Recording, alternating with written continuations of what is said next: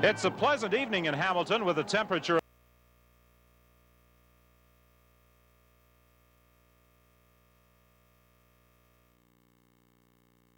Lazaruk is the man in charge of tonight's football game, and Lazaruk and the other members of the officiating staff move into position as the Hamilton Tiger Cats prepare to kick off to the Ottawa Rough Riders. Mark Lewis and Orville Lee are back to accept Paul Osbaldiston's kickoff.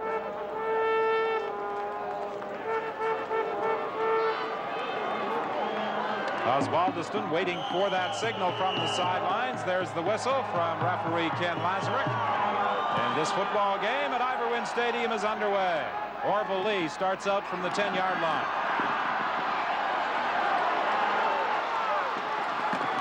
Pretty good return by the rookie as he got up to the 40-yard line, and he was forced out by Osbaldiston, the kicker, after a return of 32 yards. So Todd Dillon leads the Ottawa offense onto the field in good field position.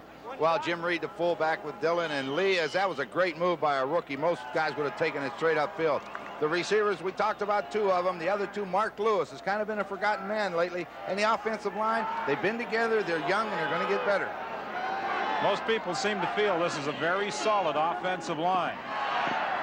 Pass complete to Mark Lewis. You said he had to get involved in the offense, and the very first pass goes to him for a gain of 6. He was forced out by Lance Shields.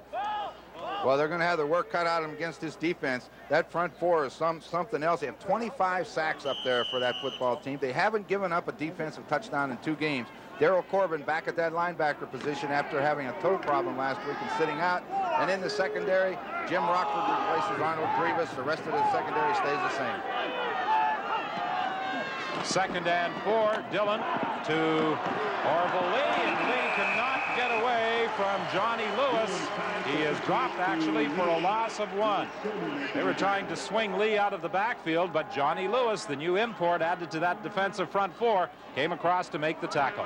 Well, whenever you swing the back like that, and it's a screen, they bring the guard and tackle with him. Johnny Lewis is lined up on the guard, so when he goes, he just follows him right down the line of scrimmage. Earl Winfield and Howard Fields are back for the 3rd down kick by Tom Dixon. Earl Winfield is the designated import for this game. Movement at the line of scrimmage, but there was no penalty flag, and a bad kick by Tom Dixon. It bounces out of bounds around the 30-yard line. So Dixon, who missed those 3 field goals in a loss to the BC Lions last week, continues to have some kicking problems. This punting problem as opposed to the 3 missed field goals from 27, 24, and 22 yards against BC.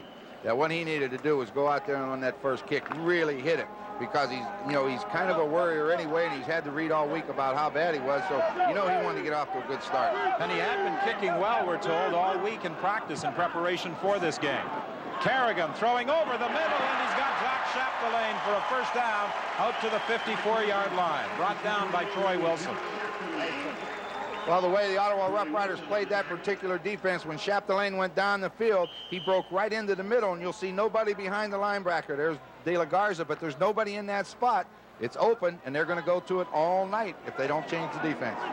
1st and 10 from the 54-yard line. Pass is complete to Steve Stapler for another first down at the 41-yard line. Rod Brown was there to make the tackle. Well, Mike Kerrigan's off to a pretty good start, hit his first 2 patterns, and a lot of times that'll give a quarterback a lift. Martin Sarton in his 2nd game replacing the injured Johnny Jones. Their receivers been the same most of the season. Chapdelaine and DiPietro inside. Champion is finally getting back to play. He's been out with a hamstring, and the offensive line's done a pretty good job for him this year, protecting the quarterback. This looks more like the Mike Kerrigan we saw in the season opener, 29-24 over the Toronto Argonauts. And he takes Sarton out of bounds with another first down as Tyrone Pope was over there to force him out. Well, the defense for Ottawa, as we said, that 3-man line up front, Klein Weir and Lynn Matson. But their linebacking core has added 1 new person. That's Bruce Green, who joined them on Monday. He was with the Calgary Stampeders. He plays the rush end. And in the secondary, these guys are all young, but they've been together now, so they'll start coming together. 3 straight completions for Kerrigan. This time he gives to Sarton, and Sarton, trying to go inside, is stopped after an advance of about 3 yards. 3 passes and then a running play. Martin Sarton, who has played 2 games previously for the Hamilton Tiger Cats, as we look at Ed Gadavekas, basically a backup for the Ticats. He came out of Acadia, and you have some affiliation beginning this year with that school in the Maritimes? Yeah, it's going to be a little different when your youngest goes away to college, isn't it? Kerrigan throwing into the end zone, looking for Stapler, and he overthrew him. Kyle Hall, the safety, had come across to cover. It's a good thing he did, too, because on that style of defense, there is a hole. There's going to be a hole between Rod Brown, the corner, and Kyle Hall, the safety. But what happened when he broke to the inside, Brown gave him a shot, and that didn't allow him to get into it, and it allows Kyle Hall to get over there to help. So really, they're doubling the outside guy. We should add Bob Lancaster will be going to Acadia and hopes to be part of a successful football program there. I hope he gets an education. Man enjoys as far as the parents are concerned. Field goal attempt by Osbaldiston, and we talked about the kicking problems and the inconsistency of Osbaldiston and Tom Dixon, and Osbaldiston fails to cap the drive as he misses a field goal attempt.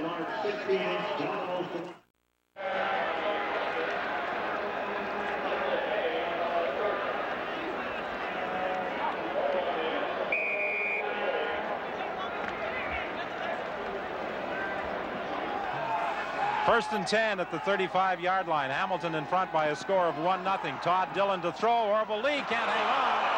And he was bumped by Howard Fields. It will go as an incomplete pass, but that's the dangerous type of pass to have a receiver bobble it and have it go high in the air with about 3 defensive backs in the vicinity. Yeah, one usually catches the ball and the other 2 catch the receiver. And that's just about what happened there. Howard Fields had him lined up. You know, if he would have been looking for the ball, he would have got the ball, but he was going to let Orville Lee know not to come in there anymore. Second and 10 from the 35-yard line. Jeff Wickersham is the backup quarterback, by the way, tonight to Todd Dillon. This is intercepted, and it is Frank Robinson who makes the theft in front of Gerald Alphins. Well, I think what we'll see on this replay is that this just a pass that should not have been thrown. Frank Robinson dropping out of there. He's in perfect position. Watch him. He's already underneath him when the ball's thrown. All he has to do is go catch it. Give Hamilton great field position. The Ticats take over, much to Al Bruno's delight. First and 10 at the 42-yard line. They lead it by a score of 1-0. Kerrigan will go to the air again over the middle, and Jacques Chapdelaine can't hang on. Well, because of some storms in the area, we are having difficulty with our audio and video signals, and we apologize to any viewers who are encountering difficulty, and we hope to have them rectified just as soon as possible. Well, on that particular play, again, they decided to blitz Kerrigan with the linebackers, and that leaves no underneath coverage, and that's a quarterback's dream. He'll throw those all night. This is something new from the shotgun. Kerrigan looking downfield, faked, and then throws deep, well over the head of the intended receiver, Steve Stapler. Looks like Ottawa's decided that they're going to put heat on the quarterback. This time they came with only 6, but it was out of a different look. They're going to get to Kerrigan, make him throw quickly. Paul Osbaldiston comes into the game for a 3rd down punt, the ball at the 42-yard line. Well, he's going to try a field goal. They will spot the ball at the 49.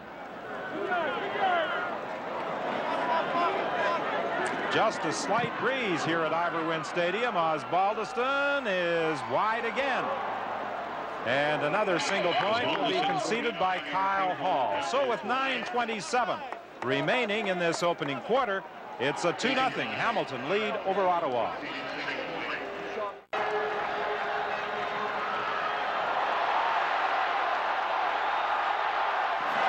Jed Tommy is stopped at the 50 of the Ottawa Rough Riders. Bruce Green is the man who tripped him up. At that particular spot, that safety position where Scott Flagel plays, Coach Stubler likes a veteran there. He had Paul Bennett, who had some great years here for the Ticats. When he retired, they didn't have any veterans in there. They get Flagel. He's happy, really happy to have him, because he says he knows how to play the game. We can allow him to gamble. Second and 4, and the sideline pattern is short of the intended receiver, Steve Stapler. And we continue to have technical problems, and we apologize to the viewers across the CBC television network. We hope to have those rectified just as soon as possible. Well, Kerrigan had the right idea on that pattern. He's throwing it quick out to the wide side. It's a gamble at the best of times. He stepped back, looked to his right, and then just turned and let it go. But when he did that, he threw it behind the receiver. Kyle Hall, the lone man back for this third down punt by Paul Osbaldiston from his own 44-yard line. Let's check the hang time on this kick by Osbaldiston. Not good. But it's fumbled by Kyle Hall, and who's got the ball? Hamilton claims they picked it up, and the officials confirm it.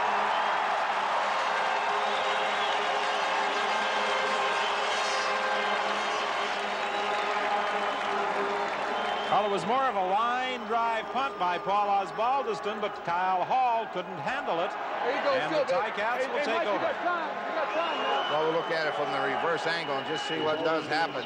The ball did not get up in the air, and you see it coming down sideways, so it never spiraled for him. Went through his hands and hit his knee.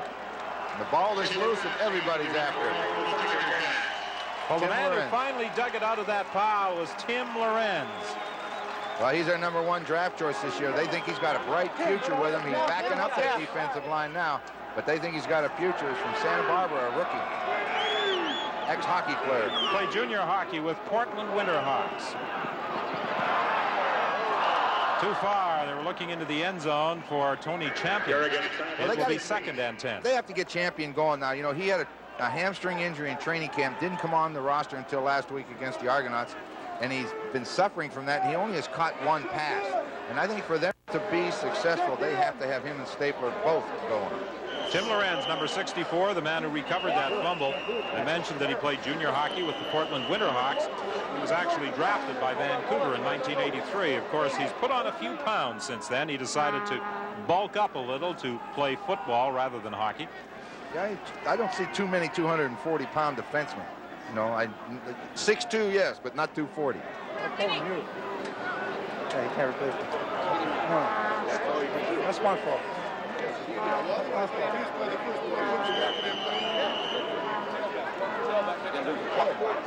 Al Bruno attempted to get his designated importer, Earl Winfield, into the ball game. He had to report to the official first, but the wrong player had come out. So they had to go back to their original setup, and now Martin Sarton takes the pass. And does he get into the end zone? The players signal yes. The officials say no. He was stopped at the 1. Well, they just turned him wide open. Nobody covered him at all. He looked down the field. The receiver took the defenders deep, and when Sarton swung out of the backfield, there's nobody there. Kerrigan sees him, and now it's just a race to the goal line. Still no white jerseys showing up. Not till he hits inside the 5-yard line does one show up. Kyle Hall can't stop him, and he's down on the 1. Didn't quite get in. First and goal for the Ticats from the 1-yard line.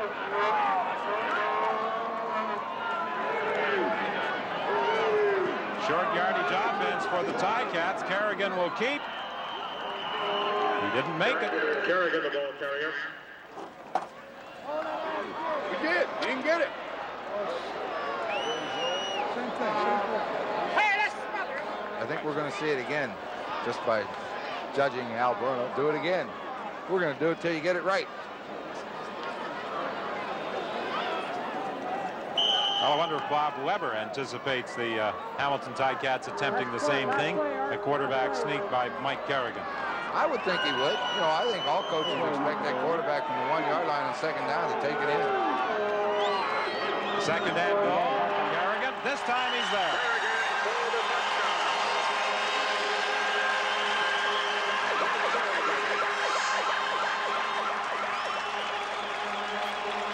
That is also the final play of the opening quarter. The point after still to come, of course. But the Ticats have certainly owned the opening 15 minutes here at Ivor Wynn. The thing he does differently this time, he gets down behind those shoulder pads and lunges straight ahead. At 6'4", he doesn't have too far to go. The last time he was too straight up and down, and when he stepped out, he couldn't get any forward momentum. Osbaldiston with the point after. He puts it through. And that ends the opening quarter here at Ivor Wynn Stadium. And we'll return for the second quarter and the Hamilton kickoff after this.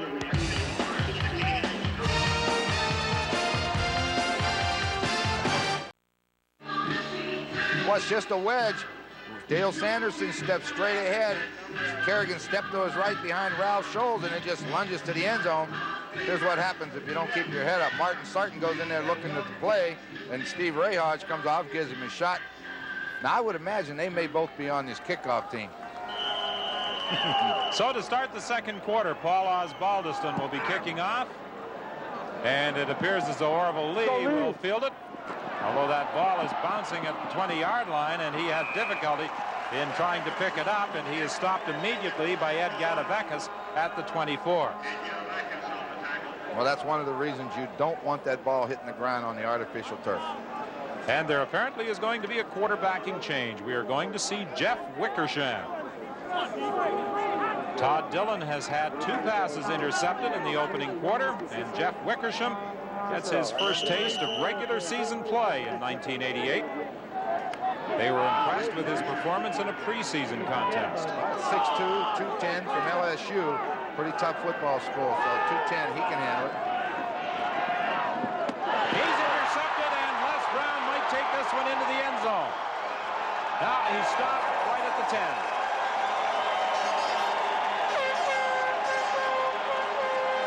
Not much of a debut for Jeff Wickersham.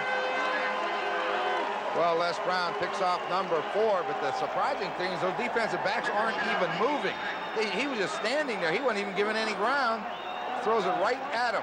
He stepped right in front of him, and away he goes, and Hamilton's in great position again. So Wickersham is 0 for 1, his first going into the hands of Les Brown.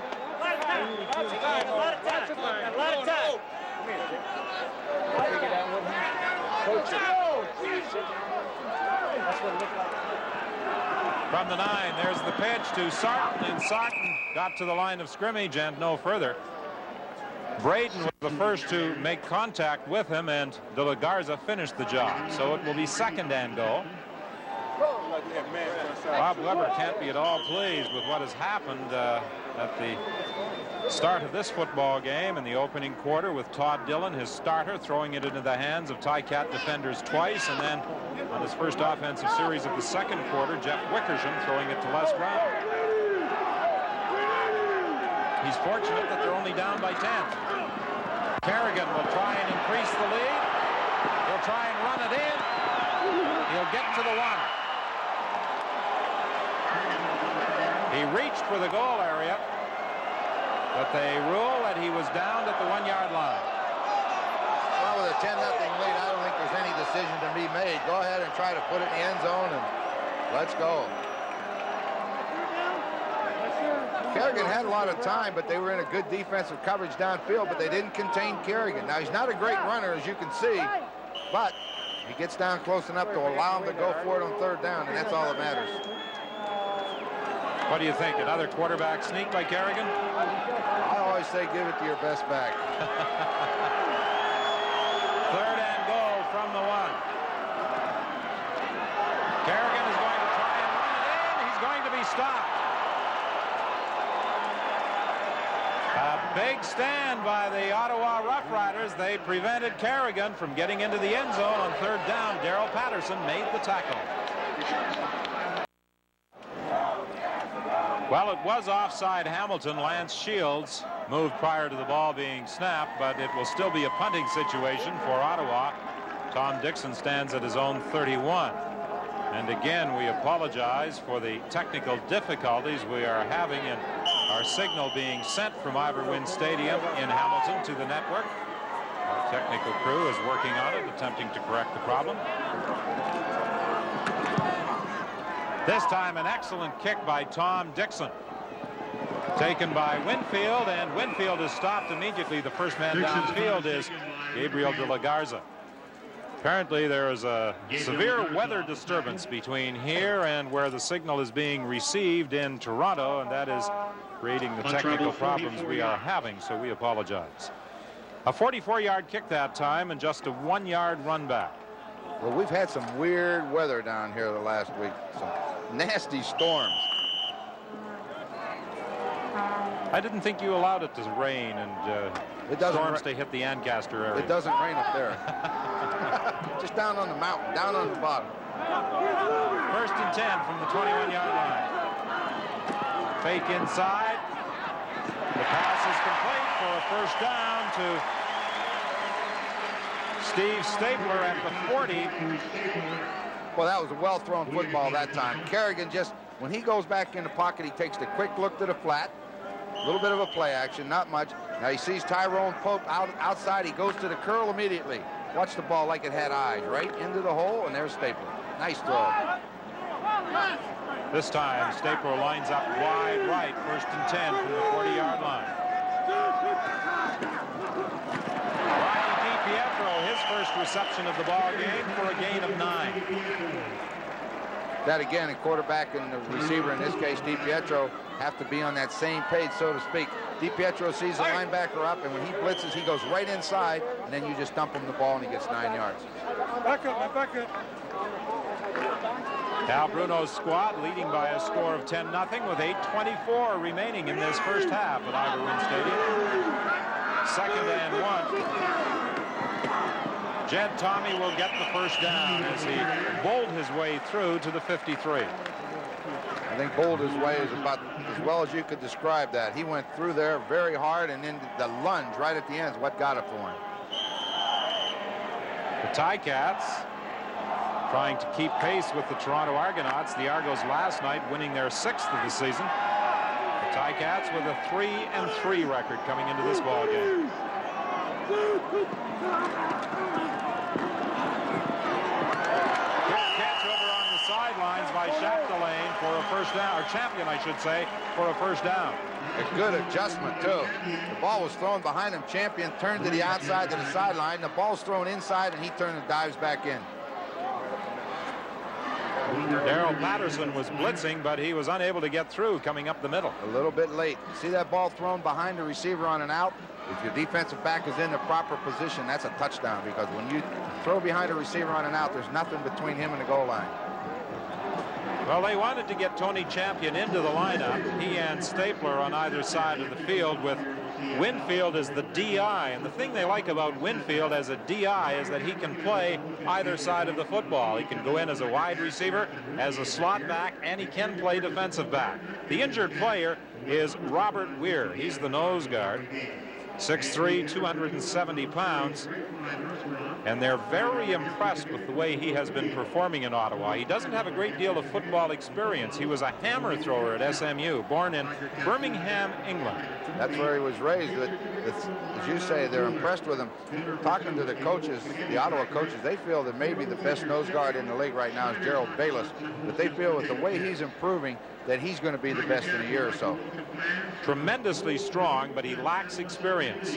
And that's a tough position to play when you don't have experience, because they're coming at you from everywhere. You got a center and 2 guards and a back that can all hit you real quick. So with Weir being helped to the sidelines, Michel Bourgeot comes into the ball game. He'll be flanked by Michael Klein and Lynn Madsen. But Weir is having problems putting any weight on that foot. So it could be that he might be finished for the night. 7:15 remaining in this opening half. 1st and 10 for the Ticats. They are at the Ottawa 44-yard line. Champion attempted to one-hand it. Tommy Williams was over defending against him. It will be 2nd and 10. Well, again, they tried to hit that soft spot back deep between the corner and the halfback, in this case Troy Wilson and Tommy Williams, but ball was thrown high, and Champion, probably a good thing he did get one hand on it, because I think Wilson had a shot at it. 2nd and 10 from the 44. Champion wide left. Stapler comes out to the right. DiPietro and Chapdelaine are the 2 slot backs. Kerrigan fakes that little swing pass. Now he's looking to the other side of the field, and Jed Tommy looks for some blocks. But he doesn't get enough as Michel Bourgeot comes over to make the tackle. The guy that made a great play on there is Gabe De La Garza. They were in man-to-man coverage, and when the back swings out of his responsibility, he went right to the sideline and stayed with him. That's why Kerrigan had to run, and then when he made the throw, that allowed guys like Bourgeot to come down that line of scrimmage and help out. Osbaldiston will be attempting his 4th field goal of the night, and Mark Lewis has come into the ball game, replacing Kyle Hall. Hall, you may recall, late in that opening quarter, fumbled a 3rd down punt that enabled Hamilton to drive in for a touchdown. This time, Osbaldiston puts it through the uprights, and the crowd reacts positively here at Ivor Wynne Stadium with 6:17 remaining in the first half. Over the last few years, the Hamilton Tiger Cats have been notoriously slow starters. Ironically, their worst start resulted in their greatest success. In 1986, they were 1-5 after 6 games. They went on to win the Grey Cup. Put it all together that year, didn't they? That final in Toronto was a good one, and then the Grey Cup couldn't have been any better. And what is also interesting is that in the last 3 years, or in the 3 years prior to this one, they had 3 different quarterbacking stars. Rocky DiPietro has been a star for a long time with this Hamilton organization, and he atones for that earlier fumble on the pass as he lugs this one out to the 50-yard line. Now you can see those rib pads that he wears. He wears them on both sides of the body now. This play is designed to get Kerrigan outside, which is a surprise. You see the guard coming with him, Jason Riley. He looks outside. This is a difficult throw, crosses body into the middle, but he knows where Rocky's going to be. He makes the catch, and he holds on to it this time. As he and Kerrigan commute each day to practice from St. Catharines, do you suppose they discuss passing plays? All receivers want to get that quarterback's ear, you know. Martin Sarton is the man who lugged the ball for a pickup of about 2, brought down by De La Garza. Sarton was with the Raiders for a while, and his idol growing up was Marcus Allen. It's kind of surprising he's had the opportunity to play ball with him for a year or so before coming up here.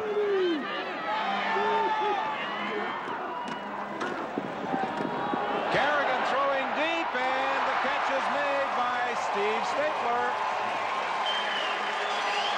Stapler had to come back for that ball as he was underthrown, but he got away from the defensive back to make the catch, but he may be hurt. Well, this is all Stapler. The ball wasn't thrown very well. It was thrown short. He was behind him. Kerrigan would love to lay that out where he can go get it. But Steve made a great play when he turned and come back. The question is, what did he do? He had to have pulled something.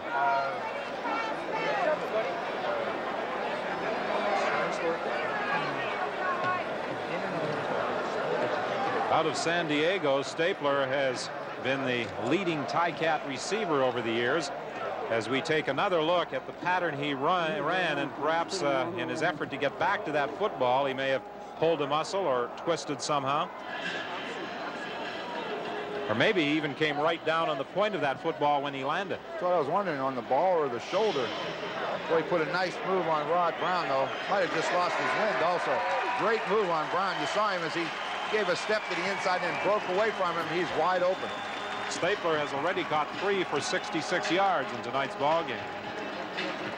So with Stapler going to the bench, Winfield comes into the ball game as the other Hamilton wideout. It's the type of average per catch you look for from a wide receiver. Boy, I'll say. He had 75 yards in that opening game against Toronto. Didn't hurt his average end either. De La Garza was blitzing. Michel Bourgeot is the man who tripped him up. Bourgeot in there playing that nose guard spot in place of the injured Robert Weir. Well, 3 guys had a shot at him, starting with Madsen, then Bourgeot, De La Garza, and finally Kerrigan went down. 1:26 is the time remaining in the half. Hamilton 20, Ottawa 7 is the score.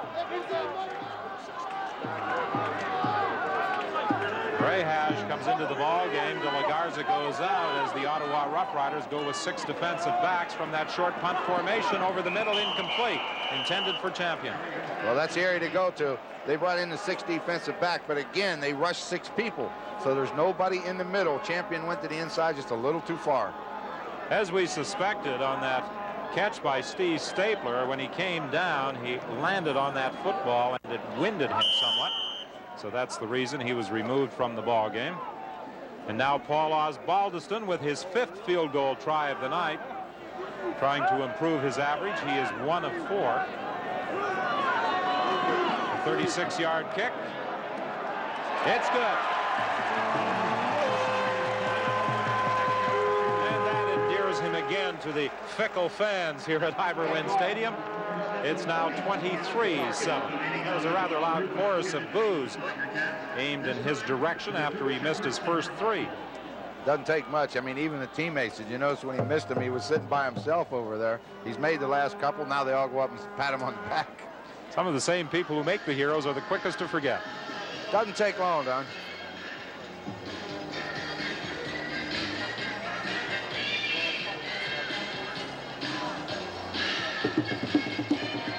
Well, 106. If Ottawa can come back and do what they did last time, we'll have another close ball game.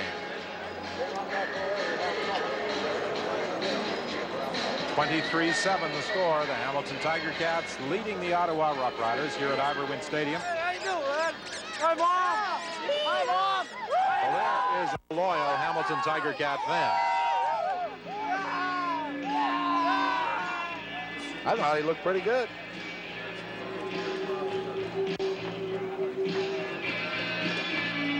Osbaldiston preparing to kick off.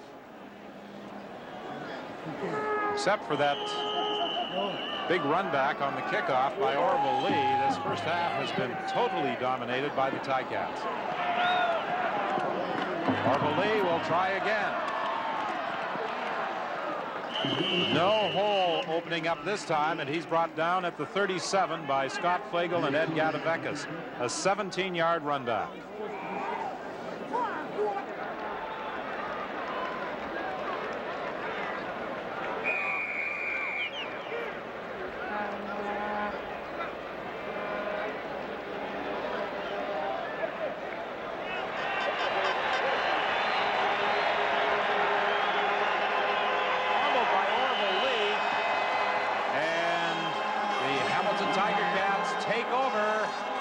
Scoring position again with 52 seconds remaining. At least the initial indication was that Hamilton had recovered. You saw nobody happier than number 22, Orville Lee. He dropped the football. It looked like he was through clean, and Mike Robinson come over to hit him, but all of a sudden the ball wasn't there. He was happy when they recovered. He was jumping up and down. Watch the hole open up.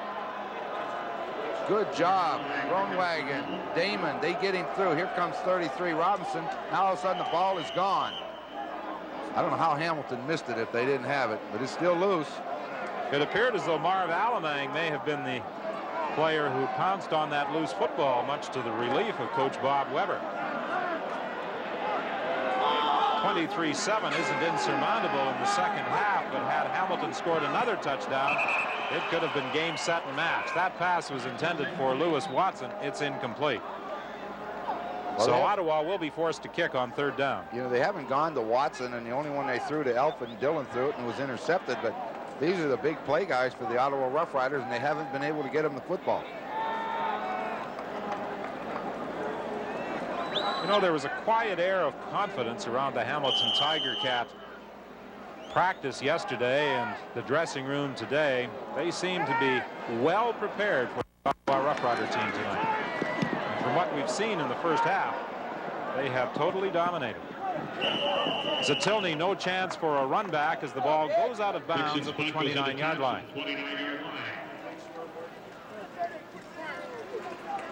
Untraveled 42 yards. 24 seconds is the time left to play.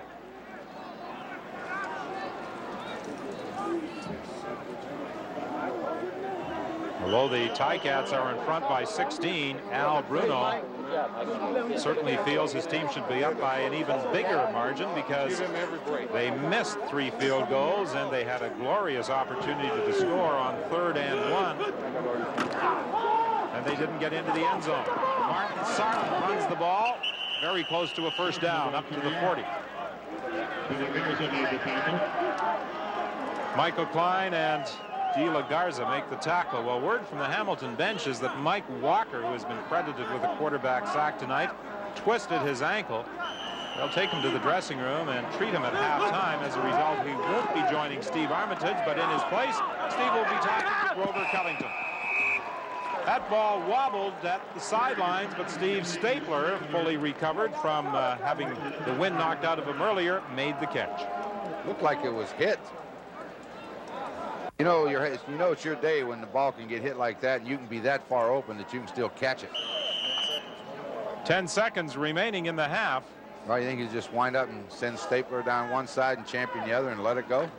Well, they've actually got time for 2 plays. Stapler stepped out of bounds to stop the clock. This time he lines up wide left.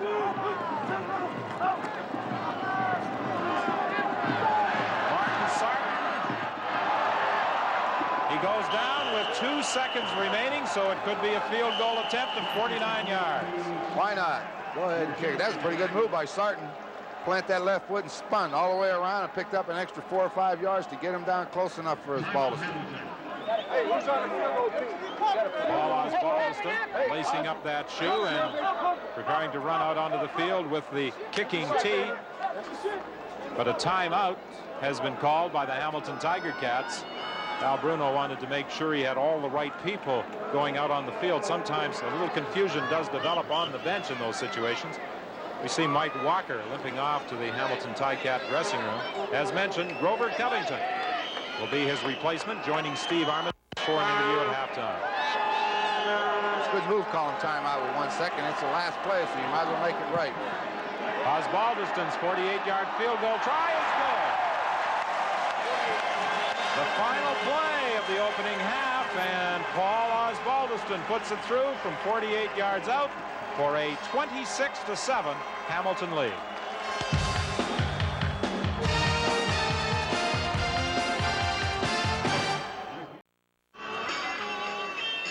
Those last 2 statistics are the keys to the first half of this football game. 274 yards in net offense for the Ticats, as opposed to 108 yards for the Rough Riders, but 6 turnovers by the Ottawa Rough Riders. That will result in the opposition putting points on the board most times. Well, when you look at 6 turnovers and only 26 points, I'd say they've come out of it pretty good, but their offensive statistics aren't going to do it for you. 108 yards at the half's not going to win for you. And when Coach Weber said yesterday he wants the defense to control the game so the offense can win it, the defense did a pretty good job keeping Hamilton out of the end zone on numerous occasions, but the offense has been turning it over, and you can't do it. Well, both quarterbacks have tossed up 2 interceptions. Todd Dillon, who started the ball game, and Jeff Wickersham, who played the second quarter. Winfield will take this Tom Dixon kickoff from the 15-yard line. He got up to the 39 before being brought down by Larry Moore. That was a 23-yard run back. Mike Kerrigan continues at quarterback for the Hamilton Tiger Cats. Well, I know Al Bruno said yesterday, you know, when he was making that joke about who's starting at quarterback, but he wants one of them to come to the front. And Kerrigan has thrown the football well, but their problem is not putting it into the end zone when they had a chance. Of course, we'll give Ottawa's defense some credit for that, too. But he wants one of them to come to the front, and I think he hopes it's Kerrigan.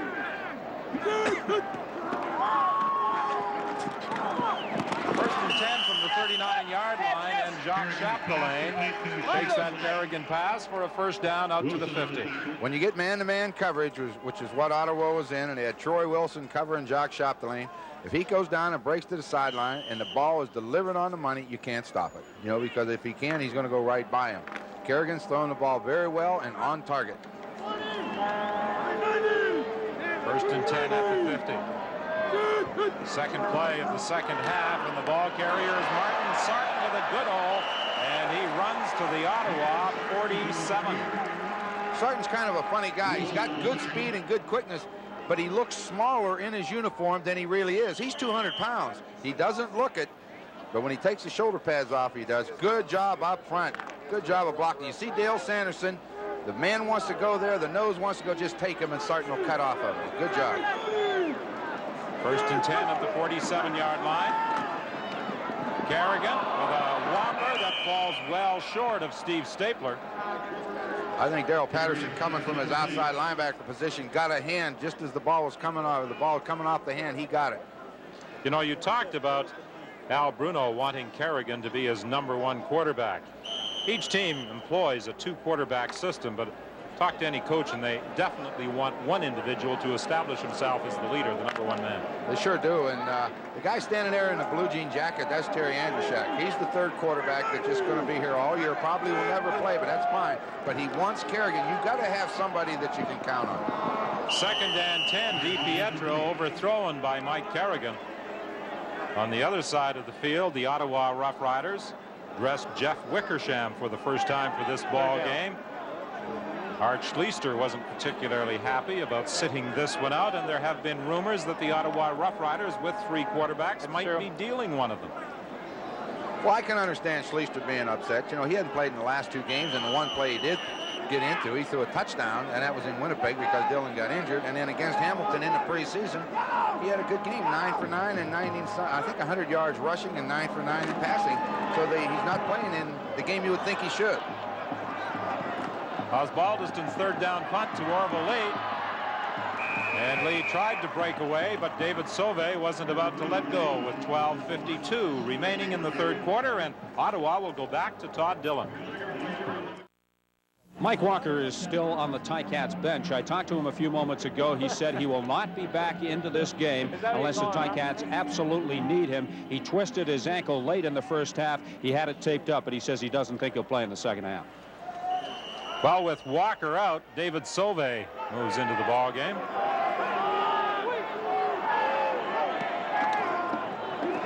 Hand off to Orville Lee. And Lee is stopped right at the 20-yard line. The Ottawa Rough Riders continue to have problems moving that football. Todd Dillon, who started the ball game and gave way to Jeff Wickersham in the 2nd quarter, is back for this first offensive series in the 3rd for the Rough Riders. They trail 26-7. Well, Hamilton has a good defense. Everybody knows that. They're 1st in the league in interceptions. They were 2nd in sacks coming to this ball game, and they only rush 4 people, so they're going to be good on pass defense and get interceptions, and they're hard to run on. So, I mean, you always have a test when you face the defense of the Ticats. Hamilton moving Tim Lorenz now into Mike Walker's defensive tackle spot.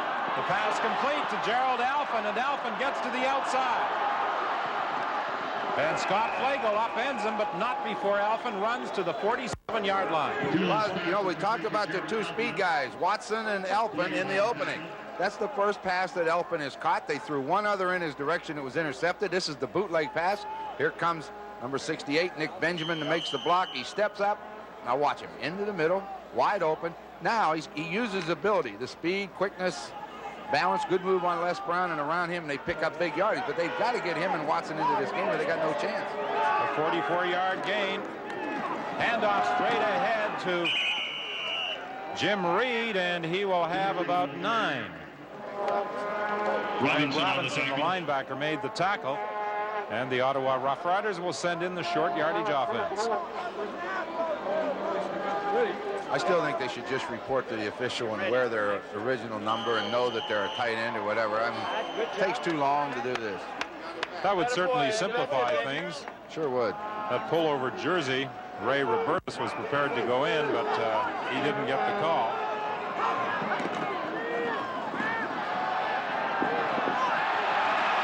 Dillon fumbles the football, and who has got it? I think the Ottawa Rough Riders' Nick Benjamin managed to scoop it up. They're going to call this an incomplete pass. The linesman coming in, just what he called it, an incomplete pass, and that's what they're going to rule it, and they're going to bring it back, and it'll be 3rd down. Pass goes incomplete.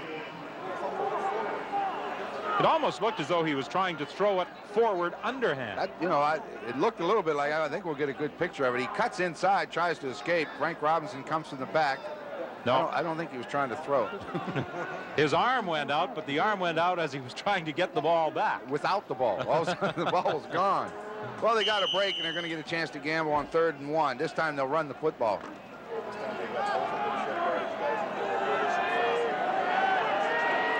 then that should have also been called a fumble. Oh, it should have been a fumble, no doubt about it. Orville Lee will get the first down inside the 35-yard line. Well, they've got to put this drive in the end zone, Don, with, trailing by 19 into the 3rd quarter. You got to get something going early. The first drive is important to them. They need to put this one in that end zone, get 7 points, and get back in this game. Those weather problems are still causing difficulties technically on our transmission from Iverwind Stadium. And we apologize for any problems you may be having at home as you watch tonight's telecast. Lewis Watson inside the 30-yard line is stopped at the 28 by Frank Robinson. Good pattern. Just come underneath, hit him quick, get 7 yards on it, keep the drive alive. That's the main thing. 7 yards on first down gives you a chance at two more downs now. Watson made his debut in an Ottawa uniform a couple of weeks ago in a victory over the Winnipeg Blue Bombers. And he had his biggest game as a Rough Rider last week in a losing cause against the BC Lions. Straight ahead, and the first down for Larry Moore as he bulldozed to the 16-yard line. Larry Moore. I think they're surprising him running the fullback. The last time Jim Reed went through there, he went through untouched. This time Larry Moore had a little more traffic, but he sure went through with no problem. Running to the left side, right there behind Groenwagen and Herb Damon. Watch him drag these people with him. That's a good effort. Larry Moore, very active politically in the nation's capital. He'll talk to you for hours on the subject of free trade. That's what he does. He's investigating. I asked him if it was a good deal. He said no. I said, I'm quoting him from now on.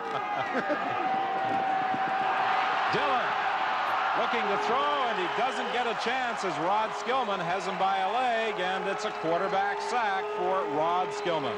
Well, you know, he came into the game with 7 sacks, so that's number 8. So when we talk about the sacks on this Hamilton Tiger Cat club, with 8 for Walker coming in and Covington was 7, Skillman was 6. I mean, they got some sacks up front. Here comes the pressure. He tries to turn and throw back. 59 come from the backside. Corbin missed him. Lorenz took a dive, and finally Skillman gets him. You know, Mike Walker, there really any reason for him to play anymore. With Sauve and Lorenz on the bench, everything's under control, and as he said, if it was necessary, he'll play, but it isn't necessary right now. 2nd and 16. Again, Dillon's in trouble. Manages to get it away, and Jim Reed will get the first down to the 5-yard line. Al Bruno's out on the field with Ted Schmitz, and I know what they're talking about. When is the quarterback in the grasp? I would say he was pretty well under control. But if I remember right, the quarterback can do whatever he wants, and they'll let him do it. If he wants to throw the football and take the hit, that's fine. He tries to duck and dodge, and one of his own men get in the way. But right there, as he was going down, he flipped it out to Reed. Reed, good stiff arm on Mike Robinson, and then Scott Flagle's not going to bring him down too easy.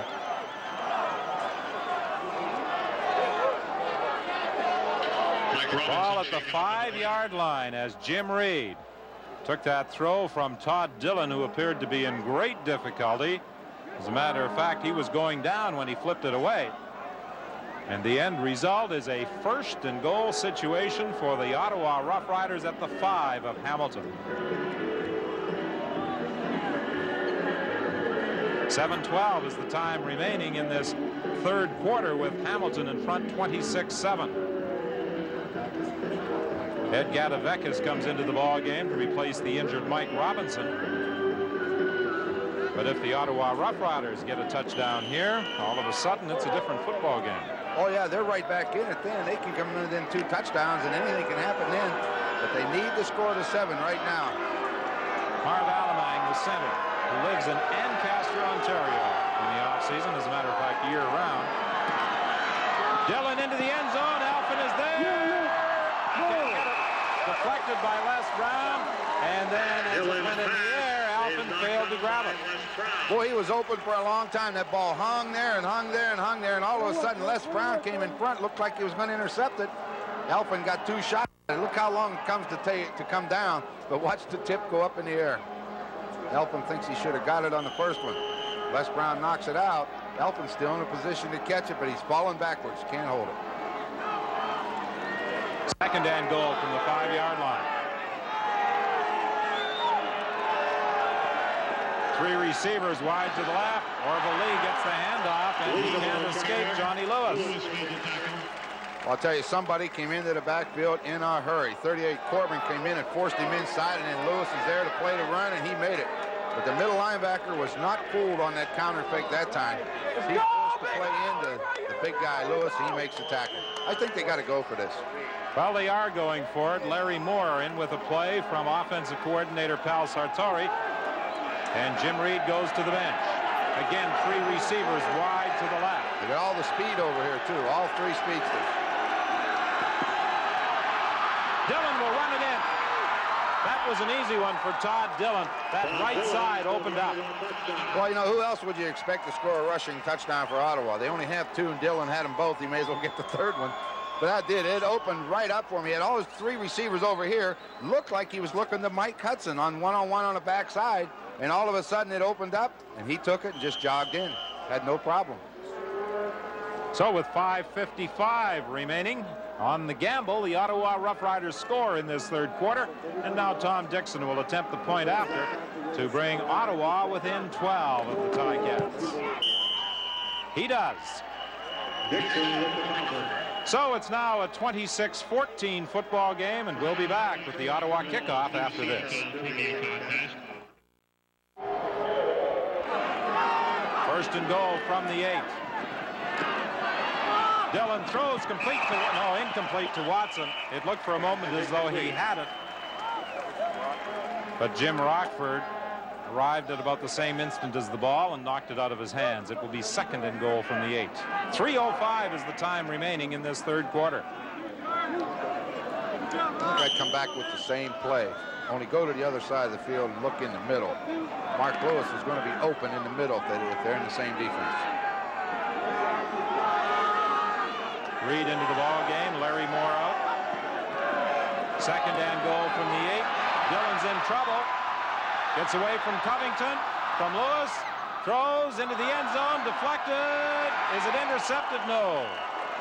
Gerald Alphen was deep in the end zone, and it appeared as though Lance Shields may have been able to come up with an interception. He deflected it, and then Frank Robinson made a dive at the ball, but to no avail. Well, I just got done talking about if they stayed in the same defense. Ottawa put those 3 speed receivers on the wide side of the field. Hamilton rolled everybody over there. Scott Flagel was way over on the other side, sitting behind them for help, and as a result, it's awful crowded to try to throw the ball in there. This will be a 15-yard field goal attempt by Tom Dixon. His first field goal try of the night.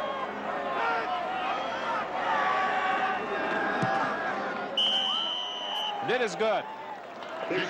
So it's 26-17, but Bob Weber was hoping that they'd get 4 more points. He was looking after that fumble recovery for a touchdown. Oh, yeah, the touchdown would have put them in great shape. They would have been in the opportunity to be within a converted touchdown of the lead, and that's what you always want. Right now, they're still trailing by 9, but they're okay.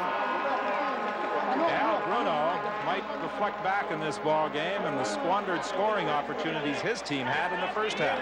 There's no doubt that he's thinking about that, because all coaches do. You know, you only get so many chances, and they didn't put it in there. And now they need to get the offense going again. He's gone all the way with Mike Kerrigan, but if Kerrigan isn't able to get the team moving in the final 2:19 of this 3rd quarter, he might make a quarterbacking change. Wouldn't surprise me. Because Tom is a great guy coming off the bench. Of course, he's a helter-skelter kind of guy. Does not lack confidence. Tom Dixon setting up for the kickoff. 26-17 is the score. Hamilton leading Ottawa. Kerrigan missed most of last season with an injury. Started strongly this year, winning his seasonal debut against Toronto, but has struggled in the last 5 games.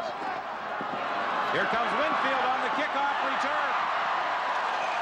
And it was Tommy Williams who may have prevented him from going all the way. As it was, he ran it back 33 yards. Well, he said he owed us one. He was going to get another one in the second half. That almost looked like it was going to be it.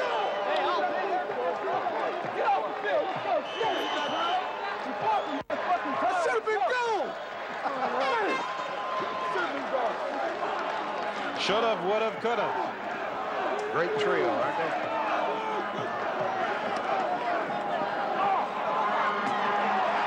Out of bounds with a first down reception at the 47-yard line.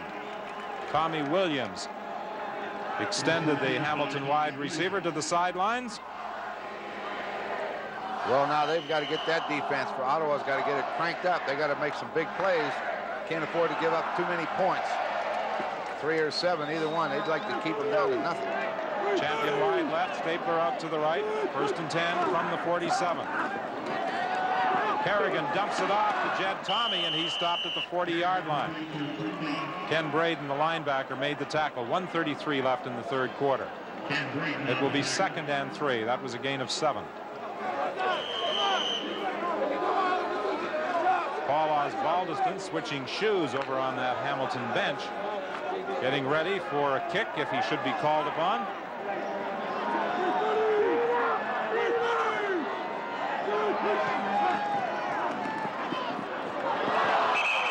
Martin Sarton got turned around, was stumbling, and couldn't hang on to that little swing pass from quarterback Mike Kerrigan, so Osbaldiston will be attempting his 7th field goal of the ballgame. That's not only a hard pass for the quarterback to throw, but it's a very, very difficult catch for the receiver. It's almost flat across the line of scrimmage. See how he has to turn for it? There's no place. If he's running away from you and heading downfield, he can put the arms out and it's a target. But when you're running away from him, there's no place to throw it. It's hard both ways.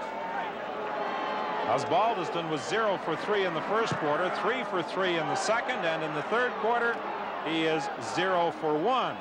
And a single point will be conceded by Mark Lewis, so that increases the advantage to 10 points. But had Osbaldiston been able to make all of the field goals he attempted tonight, you could add another 8 points to that Hamilton total. And then that 3rd down gamble from the 1 that failed to produce a touchdown, and it could be a runaway for the Ticats. Yeah, they're making it hard on themselves, you know. And you love to get into a football game where you get things going your way. You can relax and have fun, don't have any pressure, but when you don't convert them, you make it tough. And right now, it's still tough for them. 45 seconds remaining in the 3rd quarter. 1st and 10. Ottawa scrimmaging from the point of Hamilton's last scrimmage. Sideline to Mark Lewis. Lewis trying to get out of bounds, and he does. In the grasp there of Les Brown. There's a penalty flag, and unnecessary roughness, I think, is going to be charged against Les Brown. I didn't like that call. I think that was rather weak. What you want me to kiss it? Unnecessary roughness, number 6 Hamilton. 1st down Ottawa. Well, we've heard players utter other words when they've been penalized, but I think Les Brown had the best one right there. What did you want me to do? Kiss him? Well, they called it on Rockford. I thought they were going to call it on Brown. Brown was holding him up because I thought he was going to hit that TV camera down there, and he didn't. In less than they pat each other and walk away, and all of a sudden there's a flag. Now Bruno can't believe it, but the Ottawa Rough Riders hope they can take advantage from the 47. Todd Dillon, however, is in trouble, and he goes down. That sack will be credited to David Sauvé. Doesn't matter who they put in there, they get pressure. Tell you, with all these Ticats who are in the food business here, our weight is a problem every time we come to Iverwind Stadium. He sent up a box of donuts for our halftime nourishment. Well, you see him coming in, number 88, coming around Rod Skillman up the middle. He's got good speed. He reaches out, gets hold of that ankle, and the referee ruled him down. So the sack goes to Sauvé.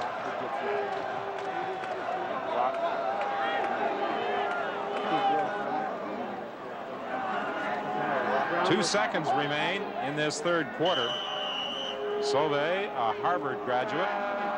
Matter of fact, he was on the Dean's Honor List when he was at Harvard. He probably doesn't have many friends in the locker room that can't talk to him.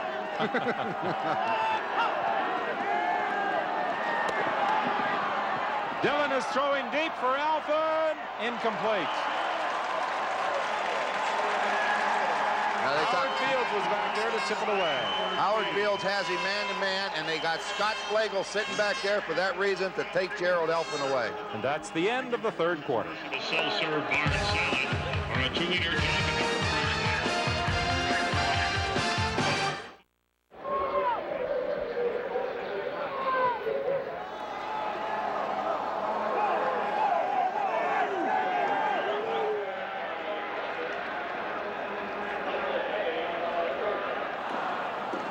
Michel Bourgeot was through very quickly to drop Kerrigan, who had given the ball to Sarton. This will be an offside call, almost certainly. Charged against Ottawa. There haven't been many penalties in tonight's game. No, that's good. Let him play. Offside. Ottawa 83. First down, repeat it. That actually is the first penalty against the Rough Riders. I've always been amazed with the ball right in front of them, how that happens. Borshow in the first half replaced Robert Weir, who normally lines up in that nose guard spot. Rocky DiPietro on 1st and 5 is bounced out of bounds, but not before he got a first down. The hit made by Rod Brown. Just down, turned to the sidelines. Outside receivers running a post to the inside. DiPietro left uncovered, and Kerrigan will find him every time. Talked about the Labor Day battle, the Battle of Alberta, Calgary and Edmonton. But on Wednesday, Calgary is in Toronto to take on the Hot Argonauts. And on Thursday, the Eskimos are at home against the BC Lions. Sarton on first down will get just a couple of yards. 11-10 remaining in the game. Ken Braden is there to make the tackle. Pretty good hit by Braden coming from that backside linebacker position. Ottawa needs to have something happen. Their defense is going to have to make a big play for them to try to get some enthusiasm back. They look like they're starting to sag a little. Well, they made a big play, I thought, back in the third quarter when they fumbled that ball and recovered at the 8-yard line, but they weren't able to punch it in for a touchdown. They had to settle for a field goal. Champion makes the catch, trying to run away from Brown, but he's forced out of bounds just inside the 10. Well, that's a nice pattern by Champion and a good throw by Kerrigan. He gets outside of Rod Brown. Now he looks back. Brown never turns around. Champion cuts right back underneath and makes the catch. He's got good athletic ability. He's a good jumper also. They need to get him back into this offense. Get him wound up. Well, you said that the Ottawa Rough Riders had to make something happen. It appears as though the Hamilton Tiger Cats are making something happen to the delight of Al Bruno. First and goal. Good fake by Kerrigan. Looking to the end zone. Rocky DiPietro for the touchdown.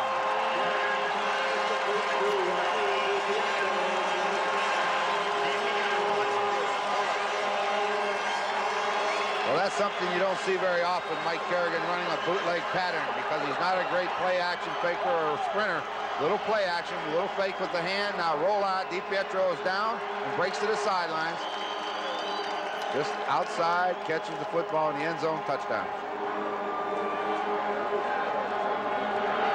Osbaldiston will attempt the point after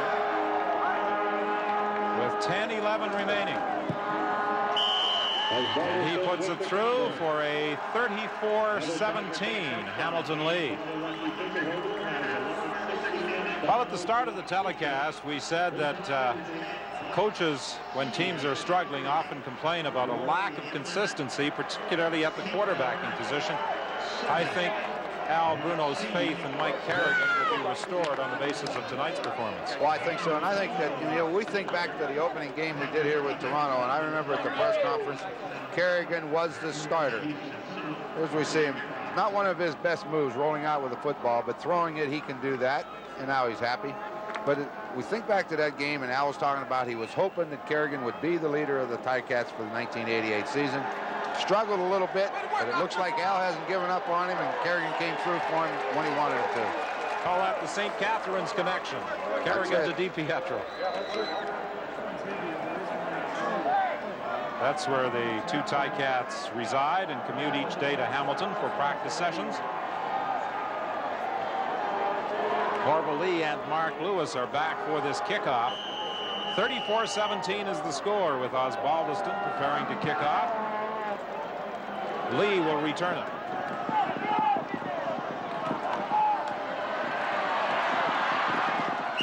When things open up, he can slide into that hole very quickly, but just as soon as they opened up, it was closed again after a 31-yard run back. Tim Lorenz is the man who tripped him up. Well, Lee and Mark Lewis both have made good returns tonight on punts and kickoffs, and again, you know, they've had good field position. They just haven't been able to move the football with any consistency. First and 10 from the 49-yard line.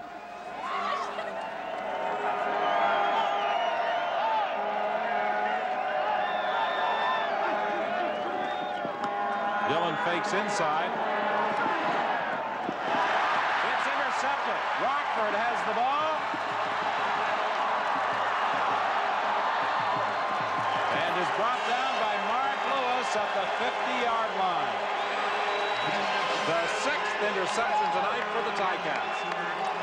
Well, we've seen a lot of turnovers in a lot of the games this year, but you just can't do that.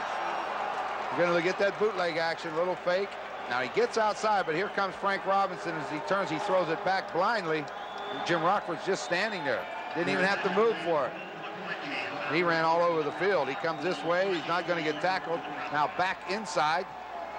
Finally, I think he runs out of gas saying, somebody tackle me. Well, the Saskatchewan Roughriders had a lot of interceptions last night early in that ball game in their loss 23-21 to the Toronto Argonauts, but the Ticats have rewritten the book tonight with 6 of them, and this is Tony Champion down to the 25-yard line. Well, they gambled. They brought Kyle Hall on a safety blitz. As soon as you do that, there's nobody in the middle. Kerrigan had the right play called. Champion just down, breaks to the inside. There's no help. Easy completion. 1st and 10 from the 25-yard line.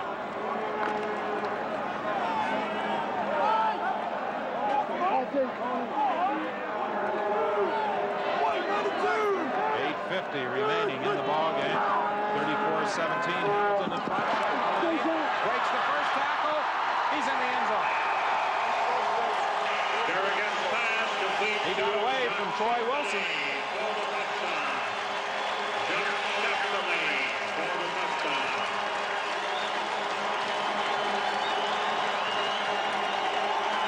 Well, Kerrigan's had all the time that he's needed. This is a 3-step drop with a quick release. Chaplain out in the flat, makes the catch, and then spins inward, and when he gets turned around, Chaplain's got good speed. They're not going to catch him. And they've turned this game, and it's now a blowout. Paul Osbaldiston with the point after, and it's 41-17 with 8:40 remaining. Many of these Hamilton scoring plays tonight set up by the 6 interceptions the defense has had.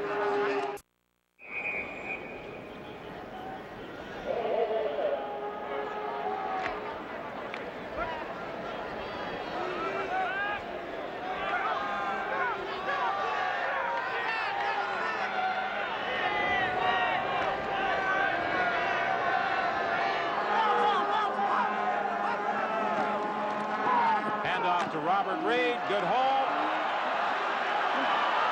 but there's a penalty flag. However, it could be roughing the quarterback as Reed is stopped down at the 8-yard line.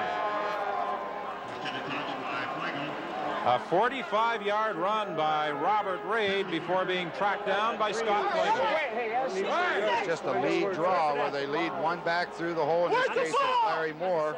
And then Robert Reed comes behind him. They're going to call Tim Lorenz, I believe, 64. Necessary roughness. 64 Hamilton. 1st down Ottawa.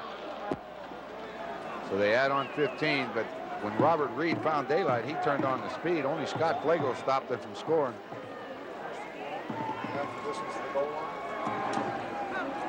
Well, after quarterback Wickersham had given the ball to Robert Reed, the contact made by Tim Lorenz. But the penalty isn't all that costly, as it was at the 8-yard line. Half the distance takes it to the 4. So it's 1st and goal from the 4-yard line for the Rough Riders. Wickersham gives to Robert Reed again, and he gets the touchdown.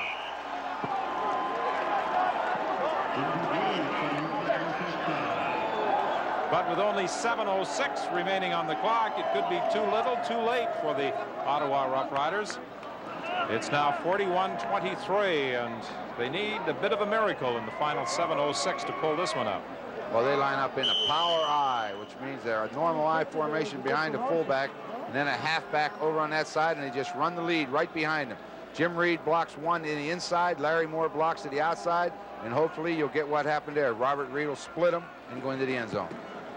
Tom Dixon adds the point after. It's 41-24, a 17-point spread, 7:06 remaining in the ball game. You know, we talked about the number of interceptions by the Hamilton Tiger Cats in tonight's game. The record for most passes intercepted by one team in one game is 8. And the Ottawa Rough Riders performed that feat back on September 22nd, 1974 against the Saskatchewan Rough Riders. Do you remember that game, Ron Lancaster? I was watching the guards. I must have been there, Don. I can't believe that. Somebody must have thrown it other than me. One thing about it, when you threw an interception, that certainly didn't deter you from coming back and putting the ball in the air on the next offensive series. No, I always figured, you know, they're going to get their share. So if they get one, I'm not going to quit throwing them. Now they get 2, I'm still not throwing. If they get 3, then I'm going to say, I can't beat this guy. I was kind of stubborn. Winfield on the kickoff return. Fumbles the football, and the Ottawa Rough Riders have got it. Steve Ray has recovered the football. Larry Moore made the contact with Winfield. So maybe prematurely I was writing off the Ottawa Rough Riders tonight at Ivor Wynn. Down by 17. Now we got a flag, Don. But there is a flag.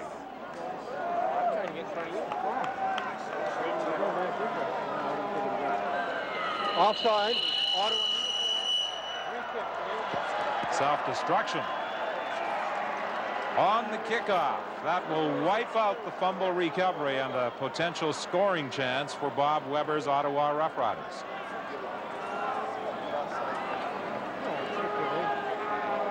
Well, the defense, as Bob Weber said, has to control the game. But with all the interceptions that the offense has given up tonight, it's pretty tough to put points on the board. You know, really, his defense did the job for him in the first half. They stopped him on the 1. They made him kick field goals, and they had opportunities to score. But as he said, the offense has to take the ball then, take control of the game and win it, and they didn't do it.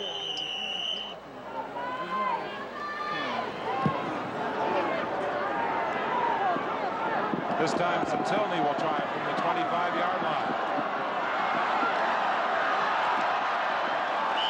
Larry Moore is there to bring him down at the 47-yard line, a 21-yard return. Larry Moore on the tackle. But the result of the previous kick was much better as far as Ottawa was concerned. However, that fumble recovery negated by an offside call on the kickoff. This is how they have scored quarter by quarter, but the big quarter for Hamilton could have been the first. 3 missed field goals in the opening 15 minutes. Yeah, they could have had this game out of reach then. But the defense played well for Ottawa at that time. Kerrigan gets away from the pressure and throws complete on the sidelines to Lee Knight. He's got a first down to the 43 of Ottawa. Kerrigan complete to Lee Knight. Knight into the ball game at that slot back position, replacing Rocky DiPietro. Well, Lee Knight's from the Burlington Juniors here, just down, turns to the outside. When Kerrigan gets in trouble, he just keeps sliding to an open area. It's a pretty strong kid, about 220 pounds for a slot back.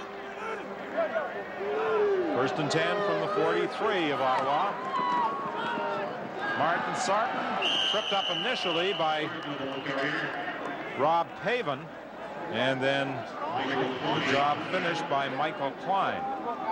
Bruce Green was limping a little bit a while ago when he went out the field, and Rob Paven's been the guy that plays behind him.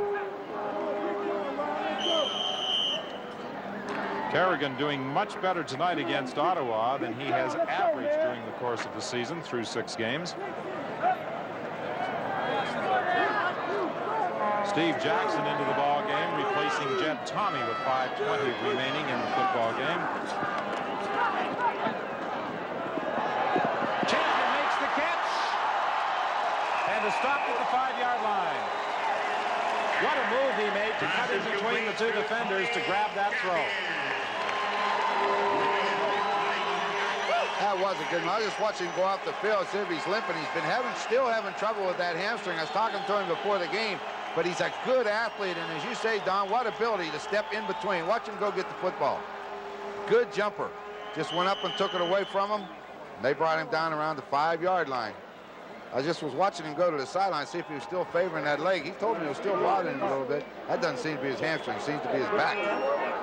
But a good reception. Winfield into the ball game, replacing champion. First and goal for the Ticats from the 5-yard line. The whistle goes as there was movement at the line of scrimmage. The end zone throw complete to Winfield, but the whistle had gone prior to Kerrigan throwing the football with 4:28 left. It's 41-24 Hamilton. They're going to get a delay of the game call. The funny thing was that Kerrigan was pointing at the clock down in the end zone where they are. It showed a second on there still, and the one at this end was out. It showed 1.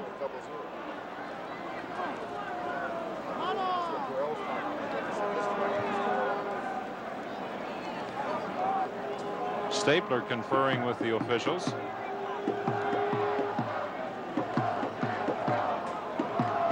Kerrigan under the impression that the clock he was looking at with 1 second remaining meant that he had time. Well, you blew the whistle now, and you can't call it back because they let him catch the ball for the touchdown. I think the only thing they can do is say, we'll replay the down or give him the penalty and let's go. Word from the bench is that a suspected hip pointer has taken Tony Champion out of the ball game. And those can be painful. Very much so. Yeah, you don't want too many of those.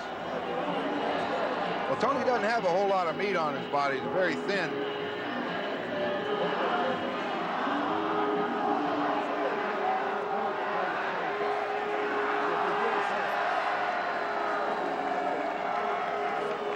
They want to get him back in that offense, and he has demonstrated tonight just how effective he can be in the passing scheme. Must be replaying it down. It's still first down, and they didn't give him a penalty. Go with it. First and goal from the 5-yard line. Martin Sarton cuts back against the flow. He's got a touchdown.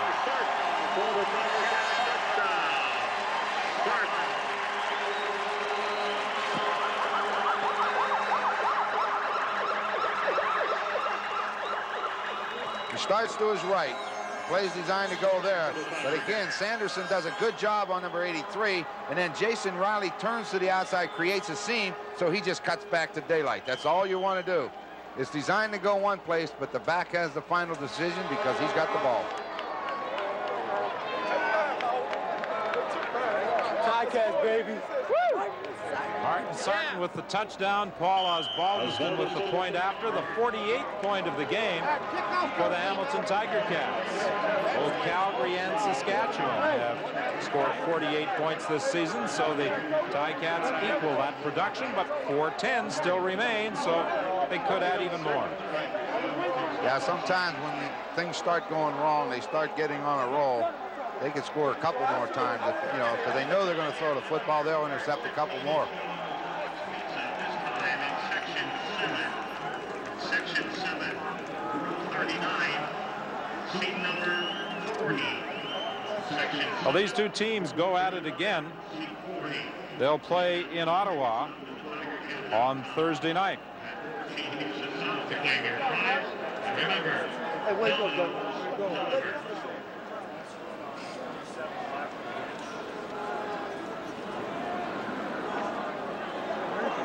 That's what he did. 80 report. 87. Every time he's got to re-report. And 87 goes out, and 80 and 1 are in. I don't know. You're going to tell me. 87 after doesn't. Al, you got to do it again. You got to report. You got to re-report. They're explaining to Al Bruno that each time the designated import, Winfield, comes into the ball game, he has to report in. They lost me completely on all this. I think they get rid of it and let the guy play. Well, it would drive everybody nuts. There are a lot of people who would agree with you. Orville Lee can't go anywhere on the return. Good coverage. Miles Gurrell, the first man downfield after a 17-yard run back. 4:04 remaining. And Jeff Wickersham is going to obviously complete the game at quarterback for the Ottawa Rough Riders. Martin Sarton getting the touchdown. And it required just 3 plays for the Ticats to put it in the end zone. The big play was the throw from Mike Kerrigan to Tony Champion. Yeah, it was a good effort by Champion. Kerrigan tried to throw it in the hole. Champion just went and got it. Wickersham completes the pass to Lewis, but he is stopped after a gain of 4 by Darryl Corbin. Pass complete to... This is a pattern that Ottawa likes to throw. It's a screen pass to the wide receiver. He comes down to the inside and catches it behind blocking.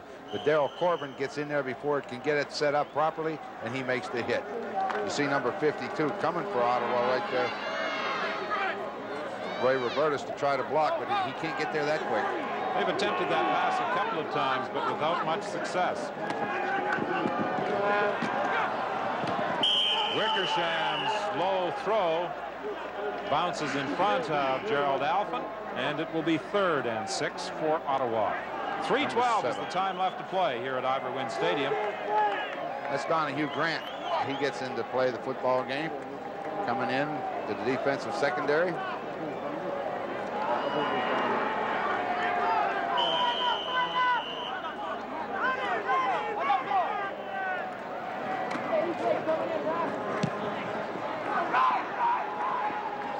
Tilney takes it at the 40-yard line.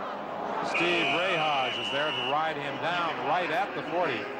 No chance for a return after a 36-yard kick. 2:59. Tom Porras is in at quarterback.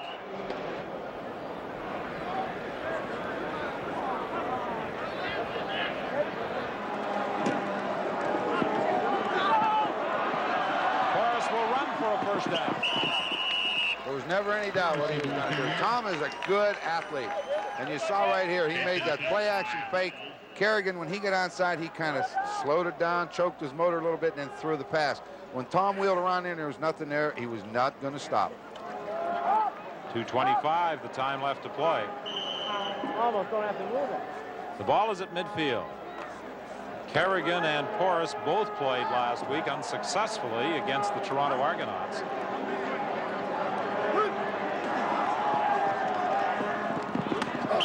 Porras was looking for Lee Knight. It will be 2nd and 10.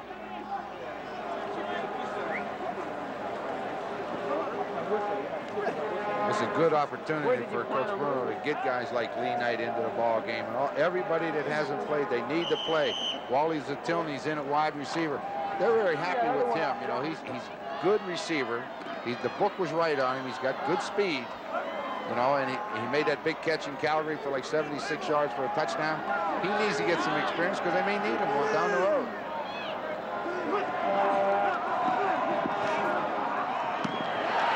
Complete to Lee Knight for a first down at the 38-yard line. Al Bruno, as you said, has certainly used all of his bench tonight. He has backups into the ball game in almost every position. Well, you don't get that opportunity too often in these games, you know, and you're playing games close together. And, you know, like with Mike Walker, for instance, when he, like you said, he could have come in if he'd have had to. But why come in? You got another game coming in a few days. You're going to get enough football. So get these guys playing because you may need them to play regular for them, and they need all the experience they can get. Back to the live action, and it is...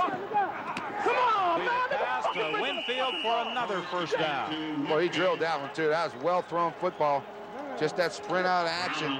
When Winfield went down, looked to the inside, and then he broke out, that ball was on its way, and you don't stop those kind. At times in this fourth quarter, it appears as though the Hamilton Tiger Cats are able to move the ball almost at will. That's just what I was thinking. I mean, it's hard to believe they had so much problem in the first half because it's just like everything they've done, they own them right now. 1st and 10 from the 25-yard line with 1:36 remaining.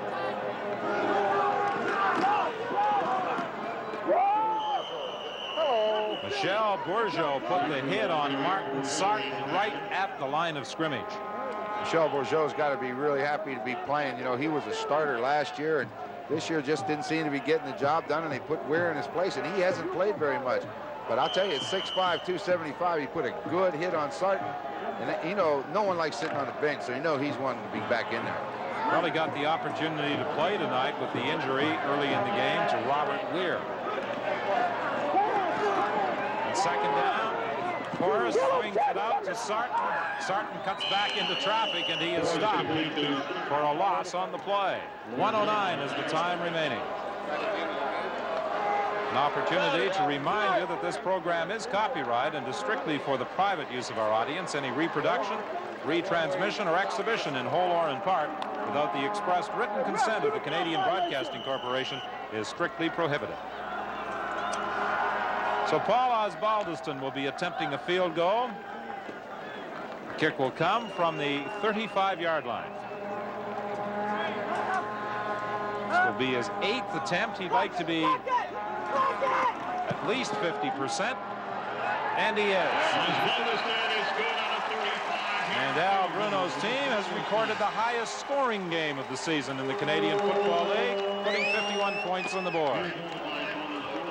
Now Mike Carrigan started the season in impressive fashion with a win against the Toronto Argonauts, and then he seemed to bottom out. He didn't play well in other appearances, but certainly came back with a vengeance tonight against Ottawa. When you mentioned, I just remember what I wanted to ask him yesterday, and I didn't do it. In Winnipeg, and that the ball was sort of fluttering on him. Remember that? We was talking about it. I was going to ask him next time I saw him what was going on. I forgot all about it. I'll ask him before we see him next time. But he's played well tonight. This is what Coach Bruno wanted from him. Wickersham is going to run it. And he is brought down by Tim Lorenz. 39 seconds remaining.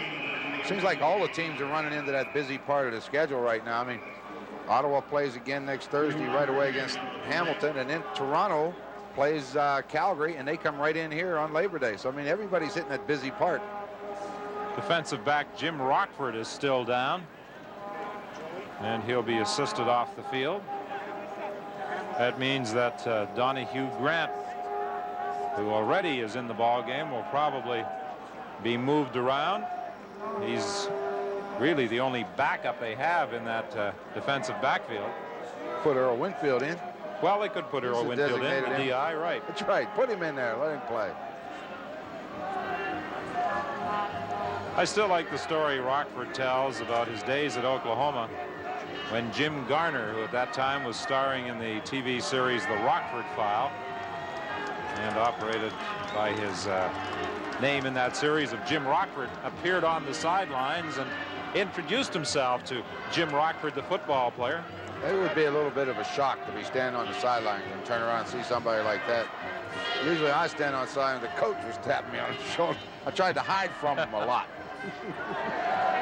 But James Garner followed the career of Jim Rockford while he was at Oklahoma. I think him and Johnny Lewis were teammates at Oklahoma. 33 seconds remaining. Scott Flagel back into the ball game. Wickersham's pass almost intercepted by Les Brown. That would have been his third of the night, and he was thinking touchdown. He never, I was watching there, he never backed up a step. I mean, I don't know why, you know, whether he knows that's the only pattern they throw over there or what, but I mean, he never backed up a step, and when that quarterback caught his arm, he took off. Well, you can't ask for anything better if you're a defensive back. I mean, he is gone, and that would have been an easy trot for him. But he couldn't hold it. Watson, the intended receiver. Third down, Ottawa. Wickersham throwing deep. Nobody there. Robert Reed was the target, so the Ottawa Rough Riders, with 14 seconds remaining, will turn it over. 51-24 is the score.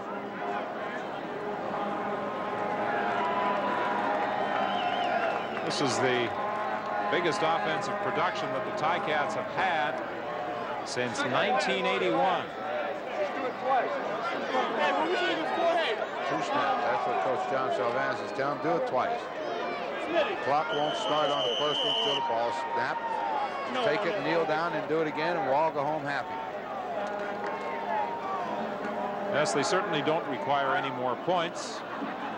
50 points is hard to score in a game. You know, it really is. Horace is going to take this snap, drop to a knee. That took 1 second off the clock. But now the clock will start when the referee, Ken Lazarick, blows his whistle. Al Bruno very confidently coming into this game, looking forward to a much improved performance from his football team, and he certainly got it. And primarily his offensive football team. He hasn't been too concerned all along about the play of his defensive squad, but he has to be encouraged with the effort by Mike Kerrigan and the offensive unit tonight in a 51-24 triumph over the Ottawa Rough Riders as they move into sole possession of second place in the East.